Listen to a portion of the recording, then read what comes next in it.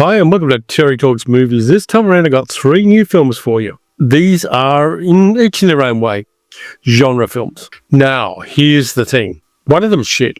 One of them I wanted to be better than it was, and one of them is good. So I'm going to do them in this order. The one I wanted to be better first. The one that's not good at all, second. And thirdly, the one that I believe is very good. We've got a spy movie, we've got a horror movie, we've got an action film. So let's get started with the horror movie. This one I actually picked up a physical copy of. Red Flag was there because I believe this one only is available on DVD in Australia. The physical media release from Universal was only done as DVD, as far as I know. I could be wrong. I'll put up here if I am. It is Leigh Whannell's Wolfman, the alleged reboot of the Universal Wolfman franchise after the previous one, which was The Invisible Man, which was a nice reinterpretation of the idea of an invisible man, which had a whole bunch of layering with things like spousal abuse and coercive control and all sorts of things like that. It was a good script. It was a good movie. This one, not so much. And we were attacked. I think my husband was infected. And again, it's one of those movies that I wanted to be a lot better than it was. And unfortunately, I'm finding a lot of those lately. I've got goodwill towards the movie. I want it to be good. I'll go and watch it. And it disappoints me. This one stars Christopher Abbott, Julia Garner, who's going to be the new Silver Surfer in the upcoming Fantastic Four First Steps movie. So the story is this. A guy called Blake, played by Christopher Abbott, takes his wife, played by Julia Garner, and their young daughter up to his father's property. His father's gone missing and has been legally declared dead. So they go up to rural Oregon, which is a little hard to say, and go to the house. But on the way there, they find that the road's blocked. And so they, with the assistance of a guy that Blake grew up with, take an alternative route in their car. And then things start happening. Something attacks them. They're up there to clear out the stuff from the house so it can be sold. So they've got a removal van. The van crashes and something attacks them. This something, of course, ends up being the movie's equivalent of a werewolf. And as they escape this creature, Blake is bitten by it and starts turning. They reach the house eventually and barricade themselves in because there's something after them. And as they do so, Blake eventually succumbs to the infection and becomes more and more less and less human. All that you can get from the trailer. And it works well as a metaphor for chronic illness and fatal illnesses in a family and things like that. This movie had a long genesis. Originally, about 8 or 10 years ago, it was going to be a movie starring Ryan Gosling, but he bowed out of it. It kind of fell down the chain. It was supposed to be a part of the dark universe the Universal was creating and had started putting into their theme parks. And so the movie ends up getting made by Blumhouse, budget $25 million, which is a small budget for a feature film these days. And it's done okay in the box office. But here's the problem. First off, there are a couple of good things. There are moments where Blake's hearing starts getting more and more acute. And also, as he succumbs to the infection, he loses the ability to understand human speech. And we get some really good sound design where Blake eventually ceases to understand what his daughter and his wife are saying to him. And the movie uses a 360-degree revolving camera. So at the start, you're behind the wife and the child. And as the camera circles towards Blake's POV, what they're saying becomes unintelligible. And that's really good. That bit of it works. It's an interesting way of seeing the world through both of those characters, the wife and the child, and Blake himself as he succumbs to this infection, which is turning him into a werewolf. They use it a second time as a 360-degree pivot. Well, it's not quite 360. It's more like a 180 and then a reverse, where the wife, Charlotte, and the little girl, Ginger, played by Matilda Firth, are hiding in the barn from Blake. And they're crouching down and they're hiding in the dark. And we do another 180-degree pivot, and we realize that Blake has an ability to see in darkness. And so as they're crouching there, we pivot around and we see that Blake is quite close to them, just watching them. It's a really nice moment. It's well done. But the movie apart from that, doesn't deliver. The acting is okay. It's as good as it needs to be for a Blumhouse movie with a $25 million budget, but there's a lot missing from it. The makeup for the transformation is pretty bloody basic and doesn't really look werewolfy. I don't know about you, but I like my werewolves hairy. I don't like them looking like a chupacabra with mange. Now give me at least a Lon Chaney Jr. kind of werewolf, or worse comes to worse, a Henry Hull Werewolf of London kind of werewolf. This one doesn't even have as much as that. The hairiness is part of a selling point. The other thing that's missing from this too is the full moon thing. The turning when there's a full moon. Blake is turning into a werewolf, but he's staying there. It's a one and done deal.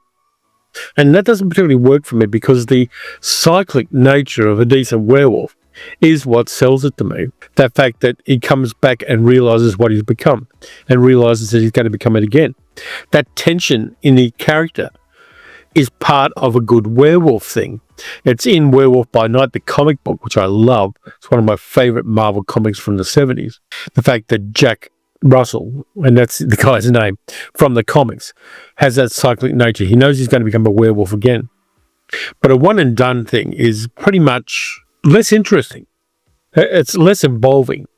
There is a subtext in this where we see Blake as a child with his father, and we realise that his father is abusive to Blake and quite violent and very kind of controlling. And you've got that child abuse thing, and Blake, as an adult, trying not to pass on his anger and his inclination to snap at his daughter. He's trying to be a better man, but then he gets this infection and becomes a monster. That's an interesting dynamic too, but it can still play into a cyclic werewolf, and it doesn't in this movie. The movie was actually filmed in New Zealand, substituting for Oregon because Blumhouse doesn't want to save money, and New Zealand these days is quite a cheap place to film, with a lot of very, very good film technicians available locally. Christopher Abbott and Julia Garner and Matilda Firth are good in their roles, and it is, for most of the movie, pretty much a three-hander.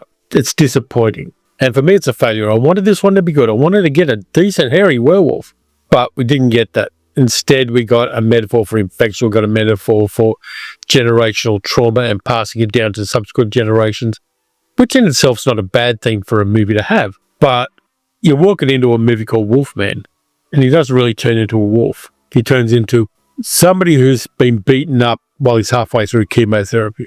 Not a good thing. More boldness in following the great things about werewolf movies. The cyclic nature, the hairiness, the ferocity and the feralness should have been there more than it was in this film. And I think Leigh Whannell, who's made some good movies, The Invisible Man was a good movie. The first Saw movie, which he did with James Wan, when they were just starting their career, is a good movie. But this one is a failure, and I was incredibly disappointed by that. See it if you want to, because if you just want a monster movie, it delivers that. But with a name like Wolfman and having that thematic linkage to the Universal classic monsters, it should have given us more, and it didn't. And then we get to the movie that's not very good at all, Flight Risk, starring Mark Wahlberg. Flight Risk, directed by Mel Gibson. They were in the advertising for it. It's not advertised, it's directed by Mel Gibson because he's still somewhat on the nose for various opinions he has. And then he goes and makes a movie with Mark Wahlberg, who is raking in tons of money from the gullible by having a Christian prayer app with a subscription basis, which is raking in a ton of money and raking in the gullible to praying allegedly with Mark Wahlberg, however many times a day. I don't know, I'm not a Christian, but I've seen some stuff about that app, which makes me suspect it's a moral equivalent of a pump and dump crypto scheme. This one's actually based on a script which has been on the blacklist for about 10 years. The blacklist is an annual list of unsold movie scripts, which are really good. So a group of people put together the blacklist every year, and there are a whole bunch of interesting scripts there, and it just brings them to a little more prominence with the hope that they do get a sale and are made into films. It's an interesting list to look at every year if you can find it. So this one is pretty simple. It stars Michelle Dockery, an English actress who does a pretty good American accent, as U.S. Marshal Madeline Harris, who arrests a guy called Winston, played by Topher Grace, because he is the money laundering guy, the crypto guy for the Moretti crime family. The US Marshals find him in Alaska and arrest him, and they've got to take him back so that he can testify against Moretti and bring down the Moretti crime family. Problem is that they're in rural, cold shit Alaska, and so they've got to get him to Anchorage and then fly him out from there. And to do that, they need a small cargo plane because that's all that's available. And so they get on the plane, and they've got a guy called Daryl Booth, who's the pilot, played by Marky Mark, who is a Texan living in Alaska. Only he's not. He's a mad assassin who is there to kill Winston and kill the marshal and get a payday for that. So the marshal and Winston don't know he's the bad guy at the start. They get on the plane, a little plane takes off, and they slowly realize that this guy isn't the pilot that they hired. And so you've basically got all of the drama in the movie taking place in a light plane with a bit of a cargo area at the back. So it's in a sense Die Hard on a small plane. The script itself is fairly solid. So eventually the pilot's accent slips and he uses a standard Mark Wahlberg accent because the Texas accent wasn't working for anybody. And you get a battle between the marshal and this guy who they're going to call Daryl because we never find out what his real name is, in the plane, while Winston is chained up in the back seat. Madeline eventually makes contact with her boss in Washington, D.C., and her boss above that. And there is some backstory where there's a mole in the organization. Plus, there's the fact that as Madeline overpowers the pilot, she's got to figure out a way to get them to Anchorage and then land the plane. So there's all of those kind of different dynamics going there. Topher Grace and Michelle Dockery are okay in the roles. They're not bad in the roles at all. Here's the problem, Mark Wahlberg. Mark Wahlberg was given his head in this movie. Mel Gibson let him write his own dialogue and improvise some of the dialogue, none of which works particularly well. And he's also decided that he's going to give this character some character by shaving part of his head to make him look bald. Only it doesn't. It makes him look like somebody who's shaved part of his head to make himself look bald. You can see the 5 o'clock shadow of the follicles in his hair. They haven't actually covered up with makeup, except in a couple of scenes. And the artificial hairline looks incredibly artificial and distracting. And the character is pretty much the usual Mark Wahlberg character getting angry, because Mark Wahlberg doesn't have a lot of range when it comes to the thespic arts. The other thing is substituting for Alaska, and there is some B-roll of planes around Alaska and flying through mountains and stuff like that. Most of it was filmed on a volume in Las Vegas. Now, if you don't know what a volume is, it's one of those great big curved high definition video screens where you can project things onto them. So it makes it look like you're actually somewhere else. And through software, they can change the perspective to make it look realistic. It's very useful to have a volume. Volumes work well. There's one Clayton Jacobson runs here in Melbourne that does incredibly well and is a really well-run operation with the software used right. Here's the problem. Mel Gibson directing, and who was the cinematographer? Johnny Durango was the guy who's the cinematographer. Here's one of the problems with volumes, and it's not necessarily a plot problem, but it's something you need to be aware of. If you use shallow depth of field with a volume, like this part's in focus, but the stuff behind isn't, it's out of focus. Volumes can look very artificial in that kind of thing. Using shallow depth of field brings your attention to the fact that it's not real behind them. Whereas if it is something real out of the window of an aeroplane, then it looks more realistic. I don't know whether it has to do with frame rates, but there is something about it where if you use shallow depth of field in a volume, it looks fake. And this looks fake all the way through.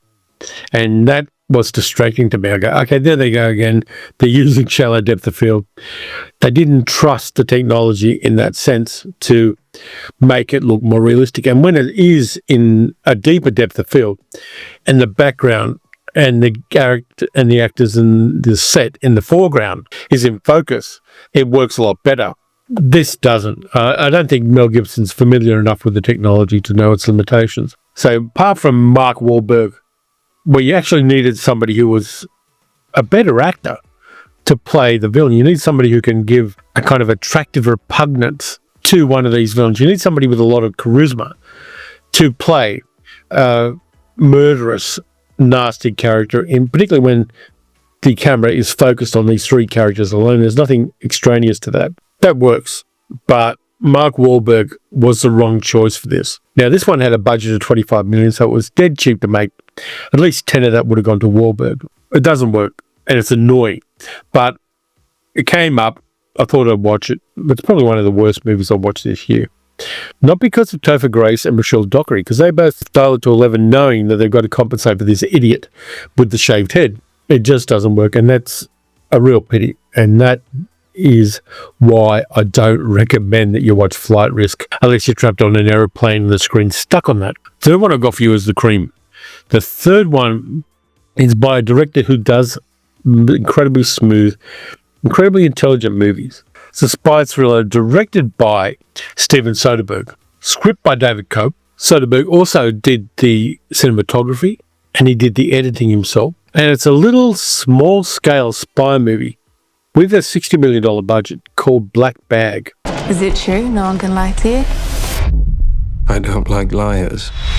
Starring Cate Blanchett, Michael Fassbender, Marissa Abela, Tom Burke, Naomi Harris, Reggie Jean Page, and Pierce Brosnan. It's about a married couple, George and Catherine, played by Fassbender and Cate Blanchett, who work as spies for the British Secret Service. Doesn't tell me particularly which branch. Unlike most spies, their marriage works. And one of the things about people who are in that particular line of work is it's very hard to maintain a relationship because there's so much of your work life you have to keep secret for your partner. And if you want to fool around, it's very easy to say to your partner, oh, no, sorry, I can't talk about that part. Can't tell you why I've been away for 3 days. When you're actually shacked up in a hotel somewhere with your lover. When you can lie about everything, when you can deny everything, how do you tell the truth about anything?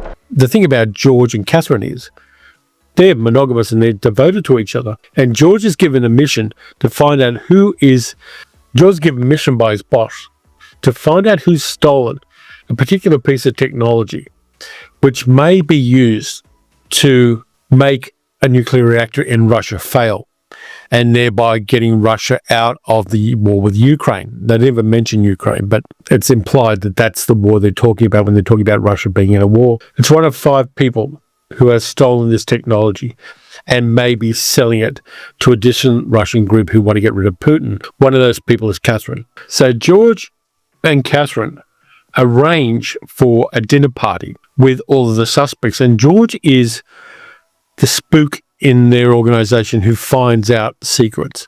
He hates liars. He pathologically hates liars.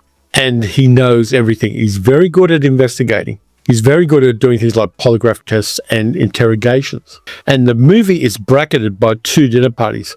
One at the start where George starts his investigation with the suspicion that Catherine may be the person he's looking for. And one at the end where there's a resolution to the thing. While all this is happening, the man who gives him the job suddenly dies of a heart attack, which is not an accident. And so George, at this dinner party, is playing a game where he interrogates all of them. And at the first dinner, George drugs their food with basically a truth serum and engages them in a psychological game, which reveals a whole bunch of secrets about all of them, but doesn't reveal the secrets that he wants. And so you get this cat and mouse game. One of the things that inspired Steven Soderbergh and David Cope were 2 things. One of the things was David Cope was writing the script of the first Mission Impossible film and talked to some real life spooks about it.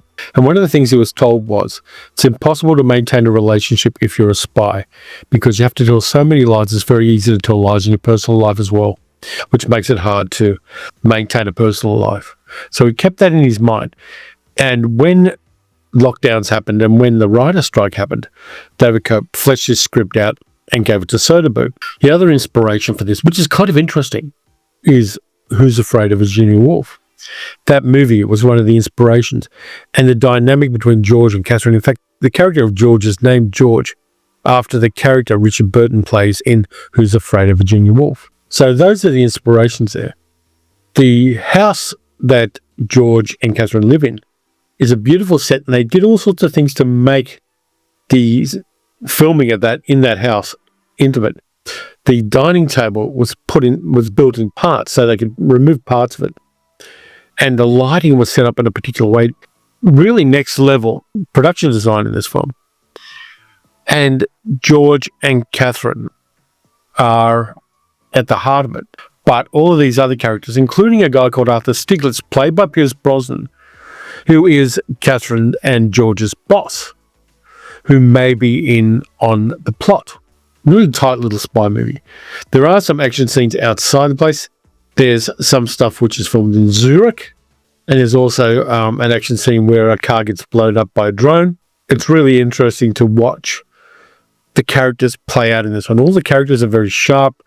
Marissa Abella plays a woman called Clarissa, who's younger than most of the other ones and is really interesting as well. She's the one that passes a polygraph test better than anybody else because she knows how to cheat at a polygraph test. And the movie tells you one of the ways to cheat at a polygraph test. There's all this interesting little back of house things, like what an SCIF is, for instance. SCIFs are a place you go to exchange secret information, which is isolated from everywhere else. It could be in a house, it could be in a building. There's one at Mar-a-Lago. There's one in the White House. So an SCIF is a secure facility for uploading and exchanging information. So we get one of those in there as well. Lots of little hidden knowledge things are given us about spycraft, and I like that. And Fassbinder and Blanchett are great. The whole ensemble works well. The first dinner party ends really interestingly as well. I'm not going to tell you how, but you've got to watch this movie. It's smooth. Soderbergh does these kind of movies beautifully. The Ocean's films, for instance, have got that kind of smooth slickness about them and a self-assured way of filming that really works. And Soderbergh, being the cinematographer and the editor, as well as the director, there's a consistency between all of those different jobs, which makes the movie a beautifully, perfectly running machine. And I really enjoy that. We get Pierce Brosnan in very much a different character, him moving into another phase. Tom Burke's in there. Naomi Harris, of course, who played Moneypenny in the Daniel Craig Bond films, plays a very different character. She's playing a psychologist called Zoe, who has her own secrets. Black Bag is one of those films where if you like cinema and you like cat and mouse stories, you're going to love it. It plays out beautifully. I enjoyed it a lot. I don't think it's going to be in my top list of favourite films for the year, but it's beautifully done, and I had a great time watching it, and you should check it out. It's left cinemas now, and it's already gone to streaming. You should check that one out. You're not going to be disappointed. It's not going to be one of those movies where you got your hopes up here and the reality's down here. The hopes and the reality stay high on this. So they're the three I've got for you. One that should have been better, one that was never good, and one that was very good. Let me know what you think, if you've seen them or you're going to see them, because three different genres and the budgets are more or less the same. But you can do so much more if you know what you're doing and if you're somebody as skilled and talented who builds an ensemble the way that Soderbergh does in Black Bag. Thanks a lot for watching. If you enjoyed the video, like, subscribe, hit the notification bell. Lots of people who watch these videos aren't subscribed, and I'm getting better and better at doing them. Not great yet, but I'm getting better and better. You can also support the channel if you choose to by donating at patreon.com/TerryTalksMovies or by becoming a YouTube member. Next up, we've got Science Fiction Friday again. It rolls around so fast, and I think I'll do a couple of older films again because they do seem to hit with the audience. So until all of that stuff happens, watch some good movies. This time, don't watch bad movies. Watch a couple of Soderbergh films. I've never seen a Steven Soderbergh movie that wasn't entrancing while you're watching it. So do that, and I'll catch you next time.